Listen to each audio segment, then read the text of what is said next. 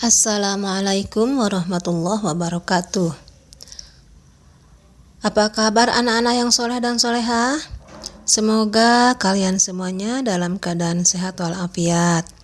Selamat bertemu lagi dengan Ibu pada mata pelajaran pendidikan agama Islam di kelas 3 pada semester 1. Pada pertemuan hari ini, kalian masih akan belajar yaitu materi pelajaran 5 sholat kewajibanku dengan submateri hikmah ibadah sholat.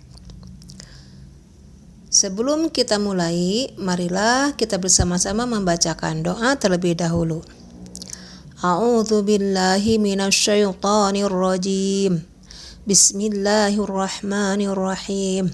Raditu billahi rabba wa bil islami dina wa bi muhammadin nabiyya wa rasula. Rabbi zidni ilma warzuqni fahma bi rahmatika ya arhamar rahimin. Hikmah sholat. Apa arti hikmah sholat? Hikmah sholat artinya kebaikan atau manfaat yang timbul sebagai akibat kita mengerjakan sholat. Sholat merupakan ibadah wajib, penting dan utama bagi umat Islam. Dan sholat juga merupakan tiangnya agama. Karena itu barang siapa yang selalu menegakkan sholat, maka ia telah menegakkan agamanya. Dengan sholat kita akan mendapatkan hikmah atau manfaat jika dikerjakan dengan sempurna, memenuhi syarat rukun, khusyuk dan ikhlas karena Allah Subhanahu wa Ta'ala. Anak-anak, hikmah sholat dalam kehidupan ada yang tahu tidak? Baiklah, sekarang Ibu akan menjelaskan satu persatu. Yang pertama, dengan sholat atau dengan rajin sholat, kita akan selalu mengingat Allah Subhanahu wa Ta'ala. Kenapa? Karena sholat adalah zikir yang utama.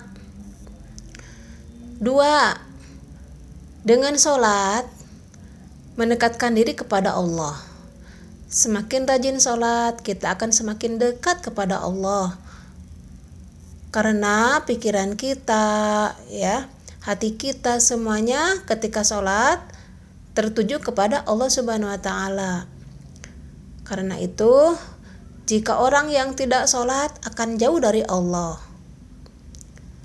Yang ketiga, disiplin waktu.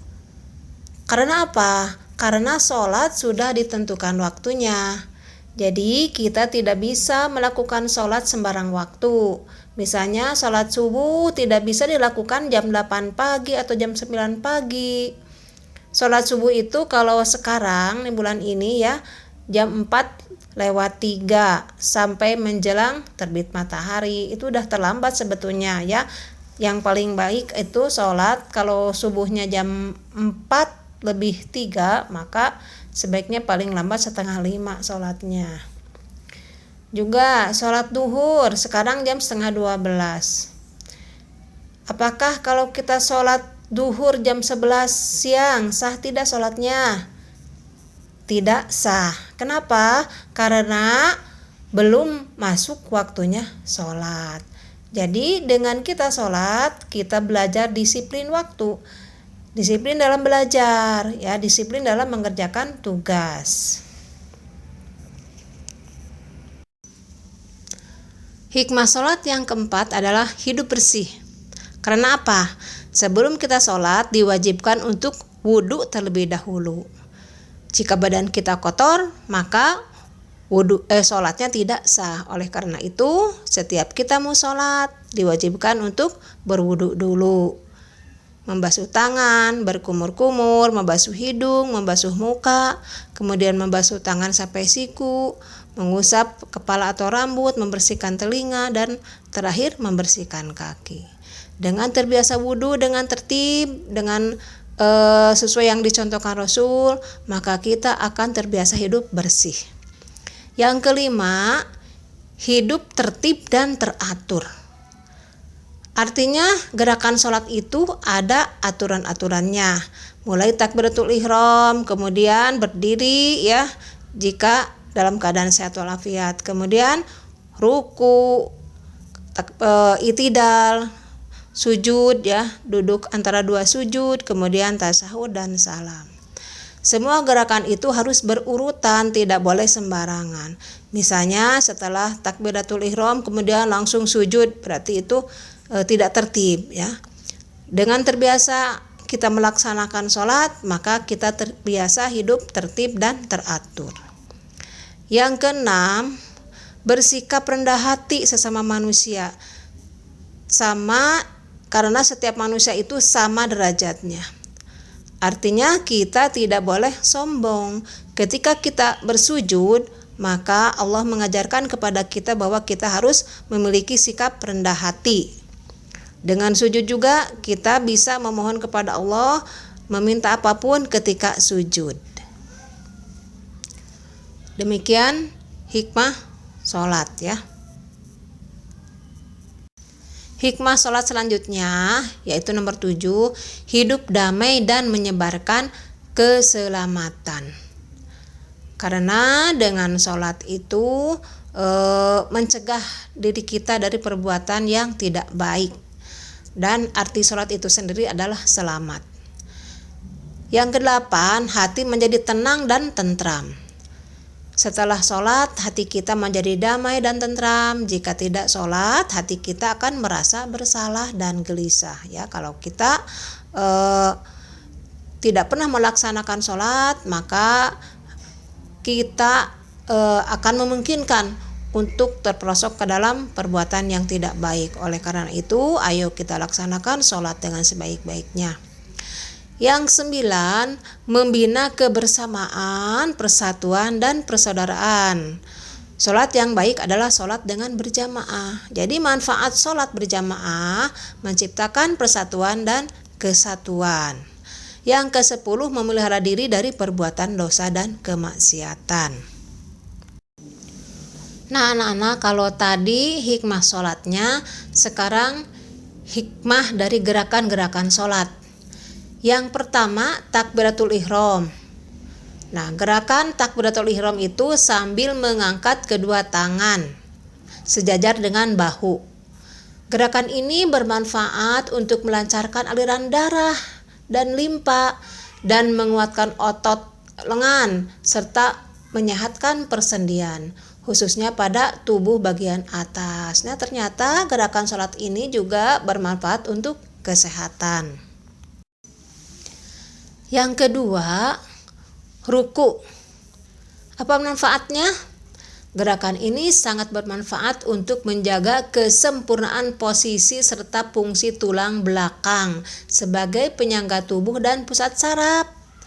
Posisi jantung yang sejajar dengan otak membuat aliran darah mengalir secara maksimal pada tubuh bagian tengah. Tangan bertumpu di lutut juga berfungsi mengendurkan otot-otot bahu hingga ke bawah. Yang ketiga adalah i'tidal. Apakah kamu tahu arti i'tidal? I'tidal adalah gerakan bangun dari ruku. Masya Allah, begitu sempurnanya gerakan sholat ini ya. Jadi setelah ruku tidak boleh langsung sujud. Akan tetapi harus bangun dulu. Nah, bangun dari ruku ini disebut apa tadi? Yaitu i'tidal. Apa manfaat i'tidal? Manfaatnya yaitu sebagai latihan yang baik untuk organ-organ pencernaan. Nah, siapa di antara kalian yang memiliki masalah dengan pencernaan? Misalnya suka sakit perut di bagian ulu hati ya. Biasanya ini disebut penyakit mah. Dengan terbiasa sholat ya, maka organ pencernaan ini akan sehat. Apa sebabnya? Pada saat i'tidal dilakukan, organ-organ pencernaan di dalam perut mengalami pemijatan dan pelonggaran secara bergantian. Jadi kalau sholat kita benar, gerakannya tidak terburu-buru, maka kita akan sehat. Yang keempat adalah gerakan sujud. Apa manfaatnya sujud? Sujud itu dapat mencerdaskan otak nih. Siapa yang mau pintar? Ayo lakukan sholat setiap hari ya. Tapi sujudnya tidak boleh tergesa-gesa. Harus tumanina ya. Jadi sesuai dengan urutannya, tidak boleh gedebas-gedebus kalau bahasa Sunda mah. Supaya otak kita menjadi cerdas. Karena setiap inci otak manusia memerlukan darah yang cukup untuk berfungsi secara normal. Jadi kalau sujudnya itu tidak tergesa-gesa, maka darah akan mencukupi kapasitasnya di otak gitu ya. Yang kelima, duduk di antara dua sujud. Apa sih manfaatnya? Posisi ini ternyata mampu menghindarkan nyeri pada pangkal paha yang sering menyebabkan penderitanya tidak mampu berjalan ya. Jadi kalau duduknya benar sesuai dengan yang dicontohkan Rasul ya. Kan sekarang banyak sekali contoh-contoh sholat di YouTube juga banyak ya, kalian bisa melihat. Kemudian mungkin di masjid atau di madrasah kalian juga diajarkan oleh para ustadz bagaimana posisi duduk di antara sujud yang benar. Kalau melakukan sujud duduk antara dua sujud ini benar, maka akan menyehatkan kepada pangkal paha ya. Yang keenam adalah duduk tahiyat akhir. Nih, ada di sini gambarnya bagaimana kaki ya, gerakan kaki yang sebelah kiri itu di bawah pantat ya, kemudian kaki kanan telapaknya dilipat nih seperti contoh gambar di sini ya. Apa manfaatnya? Gerak dan tekanan harmonis inilah yang menjaga kelenturan dan kekuatan organ-organ gerak kita. Ya. Yang ketujuh, salam. Apa manfaat salam? Yaitu untuk mengendurkan otot sekitar leher dan kepala. Gerakan salam ini kan menengok ke sebelah kanan dan ke sebelah kiri. Kayak olahraga gitu ya. Suka ada nengok kanan, tengok kiri ya. Manfaatnya itu dapat menyempurnakan aliran darah di kepala sehingga mencegah sakit kepala serta menjaga kulit wajah tetap kencang. Masya Allah, begitu banyak manfaatnya ya sholat itu. Selain mendapat pahala, juga badan kita menjadi sehat jika gerakan-gerakan sholat dilakukan dengan benar.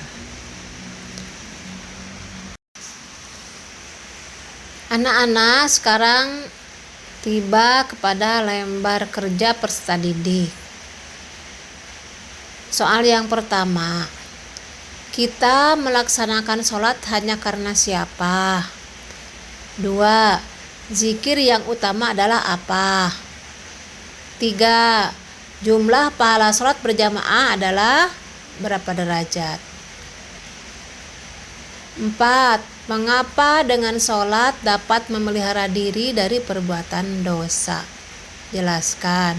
Nomor 5. Sebutkan 4 hikmah sholat. Demikian lembar kerjanya. Silakan kerjakan di buku tulis. Kalau sudah selesai, dikirimkan lewat WA.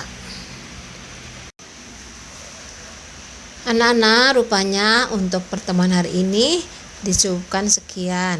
Mudah-mudahan kalian dapat memahami apa yang Ibu sampaikan dan mengamalkannya dalam kehidupan sehari-hari. Jangan lupa tetap jaga protokol kesehatan. Mudah-mudahan semuanya diberikan kesehatan. Wassalamualaikum warahmatullahi wabarakatuh.